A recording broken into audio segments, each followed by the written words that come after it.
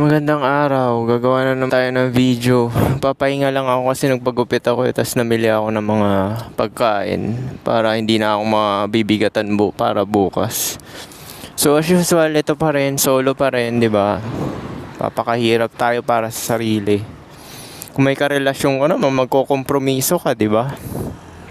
Alalahanin mo yung kasama mo. Tsaka kung may anak ka, ganun din, di ba? Alalahanin mo yung kasama mo. Yung kapakanan ng kasama mo, di ba?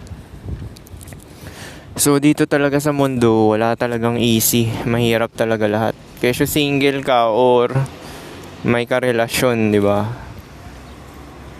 Kasi interconnected tayo eh. Lahat tayo naka-wired sa self-interest dahil sa survival ng katawan, di ba? Lahat ng problema natin, mga wino-worries natin sa buhay, tungkol lang din sa katawan. Doon lang din umiikot, di ba? Kasi nga, yun, kailangan natin comfort, may makain, matirahan, pambayad ng kuryente, upa. Tapos need pa rin natin makipag-socialize sa mga tao, di ba? Kailangan natin makisocialize sa mga tao. Teka, sisitan ko to. Excuse me. Damn. Inignore ako. Chubby siya malaman. Sarap himasin yung yoga puti. Kaso inignore ako So kanina naka-approach din ako Yung isa mabait naman, matangkad siya na white. White girl siya na matangkad.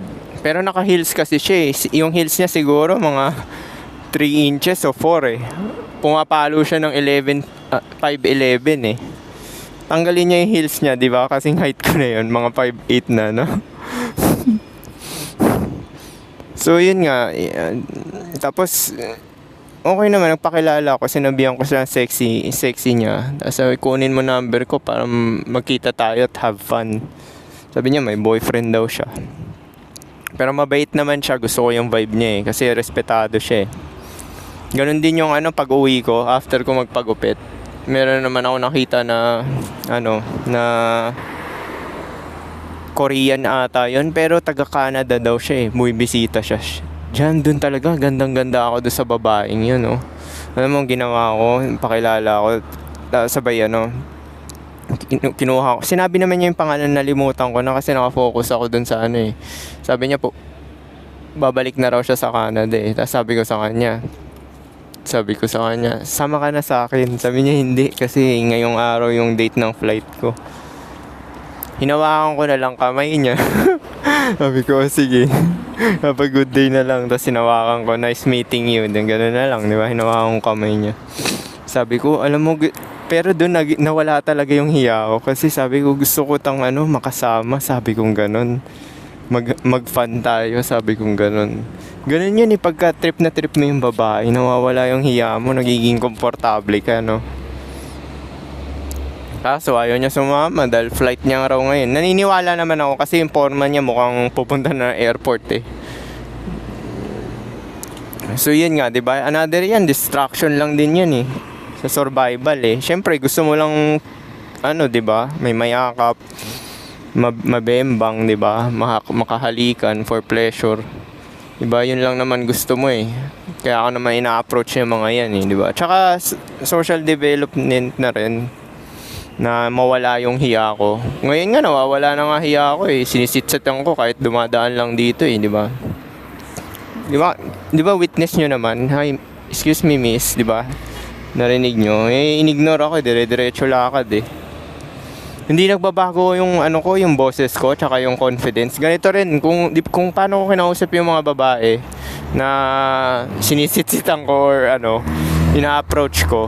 Hindi naman sinisitsitan kasi pwede ka isumbong nun pagka ganun kasi rude yun Anong tawag doon? Catcall ata tawag doon Huwag mo gagawin yun Gawin mo na lang, isenyas mo na lang cellphone mo tapos sabay yung come here na gano'n na sign. Pero wag mo sisitsitan yung mga kasi tawag doon, catcall tawag doon. Pwede kang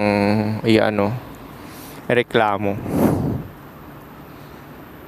Actually doon nga nakulong yung si Boy Dila Yung sa San Juan na mamasa, di ba? kinat-call niya yung ano, sabi, yung, alam mo yung sexy na sipol, you wit, ganyan yung babae. Tapos sabay ano, nireklamo siya sa pulis. Ayun, himas rehas siya, di ba? Ganun nangyari sa kanya, di ba? Himas rehas siya.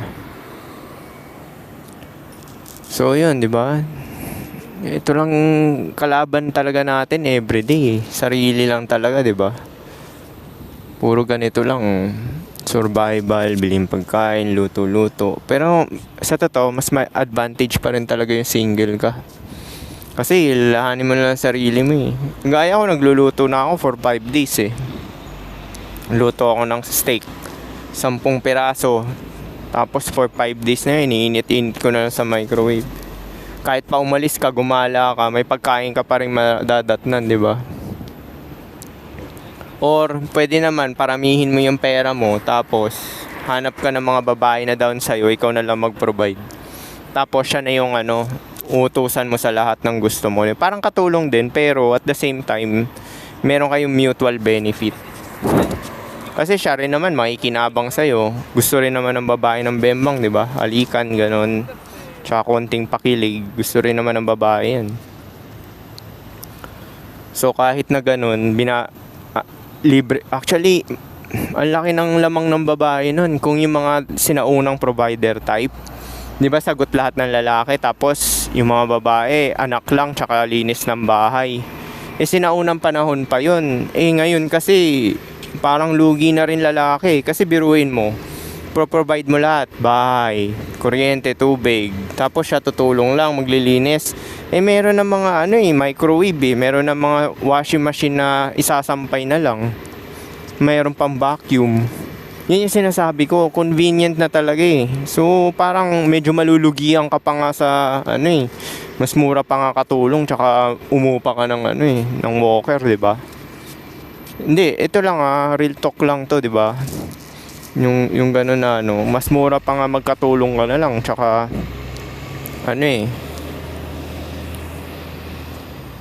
umupa ng walker, di ba? Kasi biruin mo, meron ng washing machine, meron ng vacuum cleaner, meron ng microwave, may air fryer pa, di ba? Lugi talaga di ba? Kaya nga hindi mo masisi yung iba. Tapos ito pa, ang hirap pa ng taas pa ng presyo ng bilihin, di ba? Yung ekonomiya ng Pilipinas. Isa pa yan, di ba? Kaya nga hindi mo masisisi ngayon Paukap-ukap na lang talaga yung mga lalaki. Kasi nga, lugi talaga Tapos yun lang yung ibibigay. Tapos kepyas lang, di ba? Or sabihin niyang pagsilbihan ka, which is pang-uuto lang, di ba? Pagsisilbihan ka, meron ng convenience. May mga makina na tutulong sa'yo, di ba? So parang wala na rin yan. Disregard na rin yung maglilinis ng bahay. Paano kung ayaw mo pa mag-anak? Di lalabas. Bembang na lang talaga yung tulong niya. Di ba? Yun yung lalabas common sense to kung papairalin nyo yung logic nyo Kaya pala yung nakikita ko yung kapitbahay namin. Yung kapitbahay namin na lalaki. May gano'n siya kalibin na dentist ata yan, basta doktora. Pero sub 5 yung doktora, tas mataba pa. Siya may paupahan siya, 2. Hiniwalayan niya siguro kasi nabibigatan, di ba? Hindi ka makakaipon, di ba? Sasaluin mo yung pagkain, bayad ng kuryente, wifi, tapos yung bembang lang, sub 5, morena. Di ba? Parang lugi talaga Lalo na yung mga sub 5, isa pa yan, di ba? Kaya nga hindi ako nag-approach na sub 5 ngayon. Hindi ko na pinapatulan yan. Dati nagda-dumpster dive pa ako Kasi sila yung magtatapon, di ba? Ngayon hindi na, talagang ka-looks match ko na talaga yung na-approach ko. Hindi na ako nagsisettle sa Bali na ma-reject ako, di ba? At least yung gusto kong bembangin, makikita mo sa umaga, gusto mong bembangin. Biruin mo pagka ganon, dahil sa sexual attraction, makakarami kayo everyday. Hindi ka magsasawa dyan dahil gandang-ganda kayo sa gusto mo In-approach mo yung gusto mo di ba? So, ganun lang naman yan. Kailangan magtugma kayo, di ba? Nag-approach ka ng mga babae na gusto mo. Tapos, aantayin mo kung gusto ka rin. Di ba? Ikaw nga opportunity. Hindi kasi sila nakaka-approach, di ba?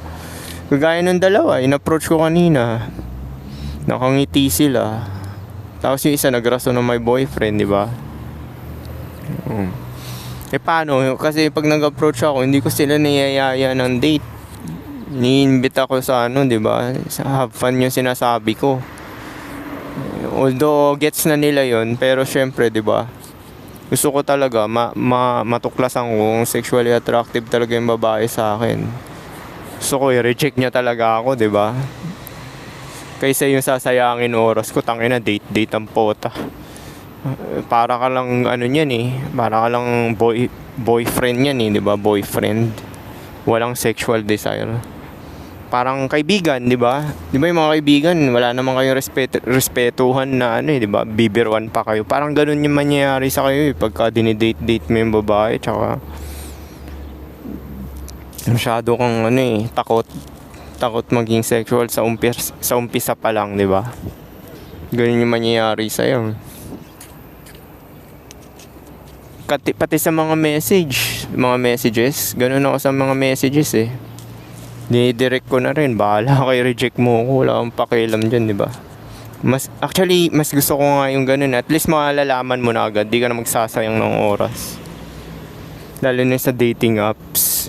Isa pa yan, yung dating apps, yung Tantan. Parang everyday may namamatch ako dalawa, nagdududa na ako eh. Sabi ko, tangin na to mga to, hindi kaya bot to mga to. Tapos hindi nagre-reply. Tapos kung naman, i-scamin ka. Malayo daw siya, kailangan tagabantay ng Same yung script. Sabi ko, hindi kaya isa lang yung mga may-ari ng profile nito. Kasi, naging chad ako doon sa Tantan eh. Biruin mo sa Tantan, isa or dalawa nakakamatch mo per day. Hindi ba katarantaduhan yan, di ba? Anomaly. Tataka ka na, di ba? Kalokohan eh. Sa Tinder, pa isa-isa lang yan, once a month or twice a month, ganyan. Yan lang yung mga match mo. Hindi pa magre-reply, iba pa dun, walker. Sa Bumble naman, meron ako nakamatch nung isang araw ba yun or 4 days ago, Pinay. Malayo nga lang siya, 12 kilometer, pinapapunta ko sa amin. Sabi niya, why? Bakit daw? Sabi ko, para ma-experience natin isa't isa, di ba? Para hindi na tayo nagsasayang ng oras. Yun yung sinabi ko. Inunmatch ako. Actually, mas gusto ko yun, di ba? At least nalalaman mo na. Nalalaman mo na ganun, di ba? Na hindi ka trip ng babae sexually.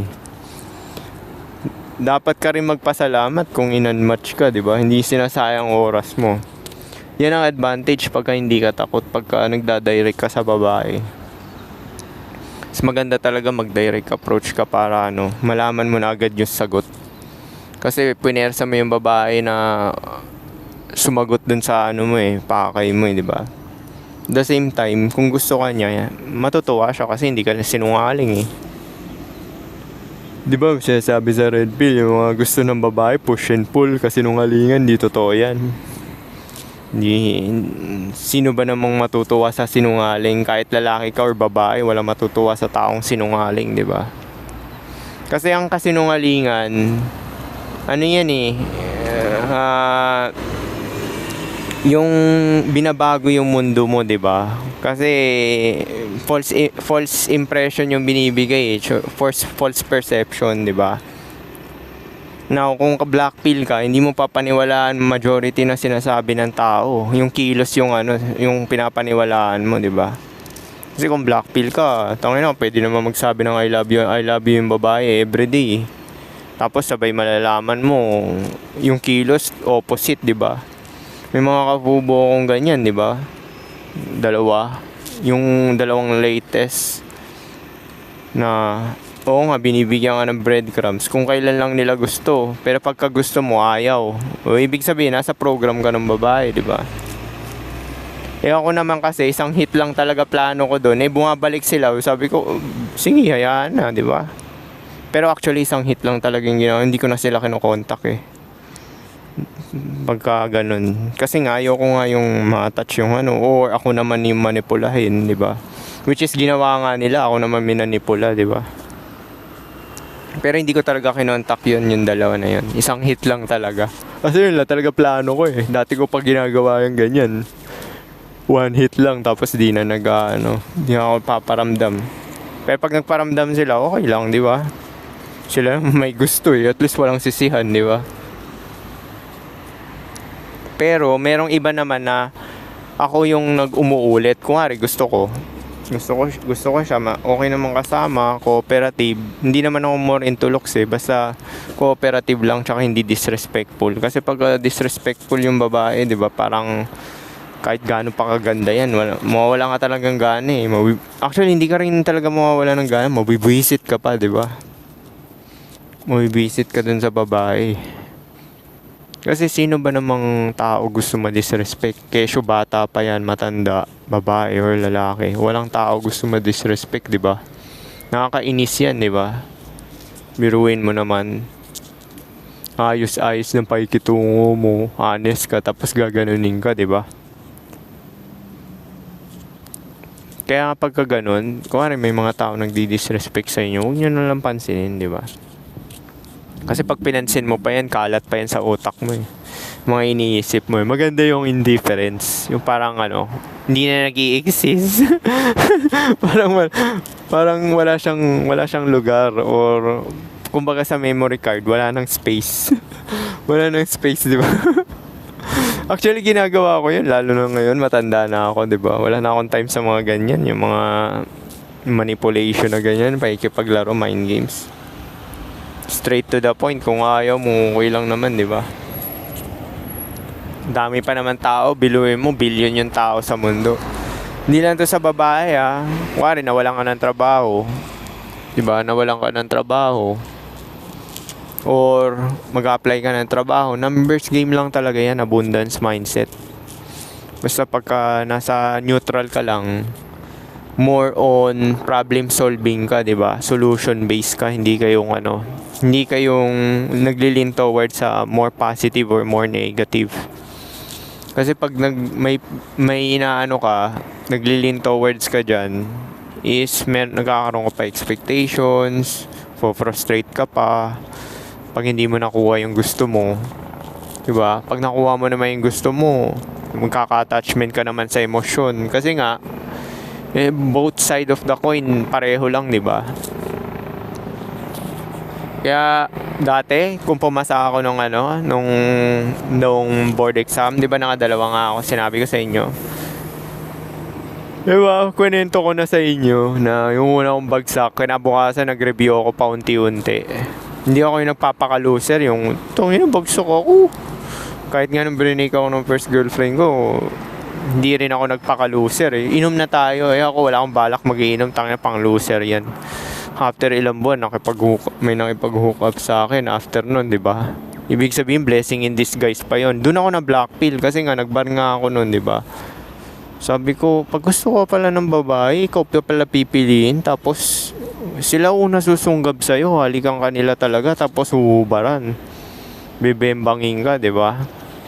So ganun yung yung doon ako natuto na kailangan pala ganun ka sa babae, 'di ba? Maghanap ka lang ng babae na trip ka. Syempre ikaw pa rin talaga mag-approach, pero yun na yung parameter mo, 'di ba? Yun yung sinasabi nila na sa na imprinting, kung ano yung first sexual experience mo, yun na yung baseline mo. Kuwari, yung mga undersilbidor, yung mga naliligaw, ng ipag-friendship, diba?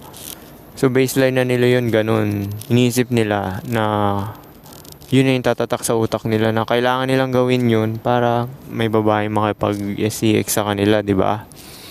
Ako, hindi ganun kasi ons yun sa akin Yun yung pinakauuna ko, kaya yun na yung tumatak sa utak ko. Sabi ko, hindi ko kailangan manligaw o makipag-usap, chat-chat, tsaka yung ilabas-labas yung babae. Sure, nakikipagkita ako, nililibre ko silang pagkain, pero after na nun, niyayaya ako na mag-check-in, di ba? Sa una to hindi mo pwedeng padamihin yung date, wag kang takot. Kasi merong iba, nakikipagpalagayan pa ng loob, di ba? Tapos sabay nakikipag-date pa. Hindi nila kaya sabihin sa una pa lang, di ba? Pero hindi naman din lahat sinasabihan ko sa una kasi merong iba na una pa lang may resistance na. Hindi ko na trip. Sabi ko may resistance to. Parang hindi talaga ako trip nito. So, igsasayang lang ako ng oras dito para kumbinsihin. Hindi na lang ako paparamdam. Kasi may mga game naman din ako eh. Alam ko na rin yung mga ganyan, di ba? Di ba nga, pagka ayaw ka, mararamdaman mo. Pagka gusto ka, alam mo, di ba? Pagka gusto ka, alam mo. Pagka ayaw ka, mararamdaman mo. Or minamanipulate ka, mararamdaman mo, di ba? Yun nga yung kasabihan nila. So, nararamdaman ko rin yan. Kaya nga, ang game ko sa inyo, mag-meet talaga kayo ng maraming babae para magkaroon kayo ng experience. Hindi naman yung lahat opera mo ng bembang. Hindi naman talaga lahat ma-operan mo eh. Kasi merong una pa lang lumalayo na. Alam nga naman puwersahin mo yun, di ba? Di harassment tawag dun, di ba? Kuwari, kinausap mo, anong pangalan mo? Ayaw mimic. O di iwan mo na. Ba't mo pa kukumbinsihin, di ba? Okay. Marami mga ganun yun sa mga pick-up artists. Nangungulit-ngulit pa. Ako, hindi ko gawain yan. Minsan nga, titig pa lang. Pag yung tingin na parang medyo naiirita. Meron ganun eh. Marami na akong mga na-meet na ganun na in-approach. Yung tingin na, tingin pa lang sa'yo, tingin niya, kala niya hold upper ka, or natatakot, or naiirita. Yun, yung tatlong na yun. Yun yung mga na-experience ko sa mga na-approach ko. Pagka ganun, di ko na tinutuloy. Bahala ka dyan. Ikaw na nga binigyan ng opportunity. Salamat ka nga, may nag-approach pa sa'yo, di ba? Sinasabi nila, hindi yung babae daw, ba't mo guguluhin? Paano guguluhin? Gusto rin nila yun, di ba? Pagka ayaw ka nila, mapapansin ko yan eh. Pagka gusto ka nila, i-entertain ka na nila kahit busy sila. Pero pagka disturbing ka talaga kung hindi ka nila trip, di ba? Kaya nga sinasabi ko sa inyo dati pa, di ba? Wala namang red flags sa green flags, di ba? Pagka gusto ko ng tao, hindi lang to sa babae, any to, kahit kaibigan mo, kaklase mo, basta pag gusto ka, is green flag yung babae. Pagka ayaw ka, di red flag ka, di ba? Ito yung yung lalaki, puti siya, tas may mga babae siya na Asyano. Nagbubuhat siya ng bag, tangina pinakabababa niya yung sarili niya. Ginawa siyang underserved ng mga kaklase niya, utusan. Di ba? Actually, kaya rin naman ako nare-reject kasi masyadong upfront yung ko eh. Gusto ko, expectation kasi ng babae, liligawan mo sila, ilalabas-labas mo sila. Kasi brainwashing din yan sa babae. Yan yung napapanood nila sa telenovela, di ba? Na yung mga simping behavior. Yan yung mga napapanood nila, di ba? So, yan din yung nagiging normal. Di ba nga may kasabihan, pag i-brainwash mo yung mga tao, kesyo lalaki yan at babae. Kuwari, may palabas sa Twilight, nanood yung magsyota, babae at lalaki. Hindi ba blue pill yung Twilight? O pag nanood kayong dalawa noon, di ba, napaprogram kayo, di ba? Yun yung expectation nyo sa isa't isa, di ba? So, sinasabi kasi ng red pill, alpha ka. Hindi ang blue pill strategy, yung sure ball na magkaka-girlfriend ka. Yun nga lang, madugo yun, di ba? Pag blue pill yung strategy mo, mangyayari sa'yo, underserved ka, di ba? Tagahatid sundo ka, taga-libre. Tapos pahirapan pa sa bembang, hindi magsasubmit niyan. Ibe-breadcrumbs ka lang kung kailan niya lang gusto. Tsaka na, pagod na ako. Hindi natin schedule ngayon. Yung mga ganyan, di ba? Ganyan mangyayari kasi nga, nandun ka sa program ng babae, blue pill. Ganun din, pag nakikinig kayo ng love song, dalawa kayo, di ba? Dalawa na kayong blue pill. Sama mo yung babae, tsaka Kaya nga meron akong video nila na hindi lang naman lalaki yung mga blue pill pati mga babae rin Kasi nga, napapanood nila yan everyday sa television, yung romanticism nga na sinasabi natin. Kinikilig sila sa mga Beauty and the Beast, mga ganyan, Aladdin, di ba, Walt Disney, di ba? Tapos sa anime din, ganun, bibigay ng bulaklak sa mga anime.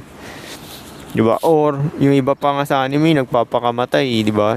Isasalbahin daw yung blue pill, di ba? Brainwashing. Kaya sa lalaki dito, sinishare ko sa inyo, mag-focus kayo sa sarili nyo, di ba? Para yung point of view nyo sa sarili nyo lang. Yun yung black pill, di ba?